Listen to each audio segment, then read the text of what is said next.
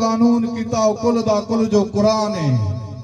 कुरान दी दिल यासीन यारो अजीब दा उन्वान है उन्वान दा मतलब बिस्मिल्लाह बे दे विच बयान है बयान बे दा बाबुल इल्म ए शबीर दे प्यू दा शान है शान अली दा आप जाने ओ मेराज वाला मेहमान है मेहमान मुरसल मंजिल ते खुद खुदा मेजबान है मेजबान अजब मेहमान अजब जिंदगी ते जहान है जहान जुड़ा सदके सजना दे ए फैक दा फरमान है फरमान सारा फुरकान है लालन को लजपालां दा पर अगर दुनिया में जे दर वठी तो वठ दर अली जो खुद खुदा पान बनायो काबो घर अली जो मरहब के मारे मुकायो अलिया जहनब में जलायो अलिया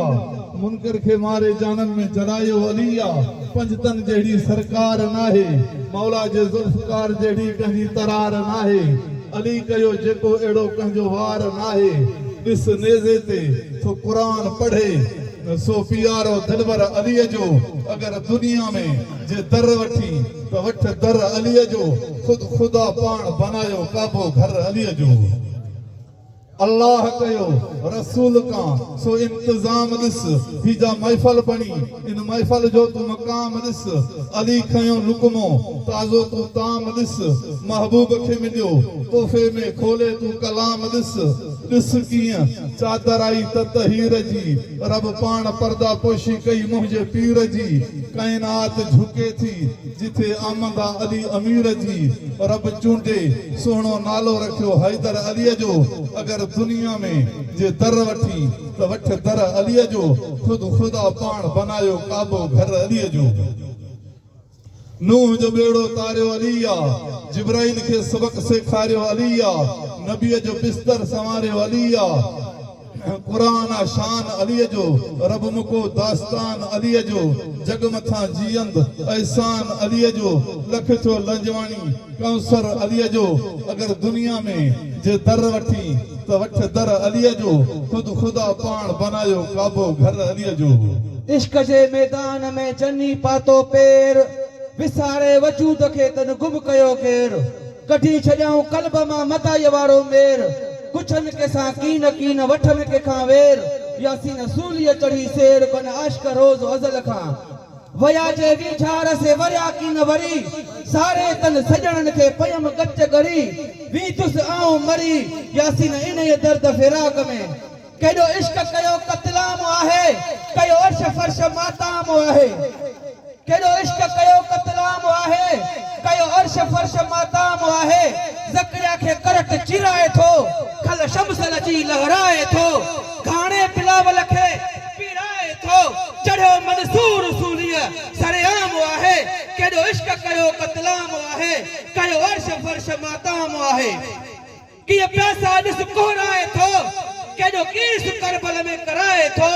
बाजू अपासन जा कटराए थो गुसन आशिक लय इनाम आहे केडो इश्क कयो कतलाम आहे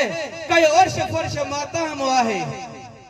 जॾहिं इश्क जी इज़हार थियो तॾहिं सिर धड़का धार थियो चढ़ी नेज़े ते निवार थियो ॿधो इश्क उते इहराम आहे केडो इश्क कयो कतलाम आहे कयो अर्श फर्श माताम आहे बिना सिर आशिकन सिगार करे कुठा इश्क जी निर्वार करे चढ़ा सांग आशिक इकरार करे उते इश्क यासीन कयो सलाम आहे केडो इश्क कयो कतलाम आहे कयो अर्श फर्श माताम आहे अलस्तु बिरब्बिकुम रब चयो कालू भला सां कौल कयो न कि आदम जी काई जात हुई न कि काबो हुयो न अरफात हुई न कि हजर असवद सौगात हुई उते इसरार इलाही राज हुयो अलस्तु बिरब्बिकुम रब चयो कालू भला सां कौल कयो न कि कुफ्र हुयो इस्लाम होते न कि रोजा नमाजू इहराम होते न कि हूरा परियूं इनाम होते जिते ॾींहुं न रात मकान बियो अलस्तु बिरब्बिकुम रब चयो कालू भला सां कौल कयो न कि गंगा मथुरा तीर्थ तकियो न कि पूजा पंडित मंदिर मणियो न कि काशी कृष्ण धर्म भणियो न कि हिंदू ब्राह्मण जैन जणियो अलस्तु बिरब्बिकुम रब चयो कालू भला सां कौल कयो पाजो नूर इज़हार कयई पाजो नूर ज़हूर इज़हार कयई ओलो आदम जो अख्तियार कयई पाजे मर्ज़ीअ जो मुख्तियार कयई या रम्ज़ यासीन समझे को अलस्त बिरब्बिकुम रब चयो कालू बला सा कोल कयो अदा डुटी दो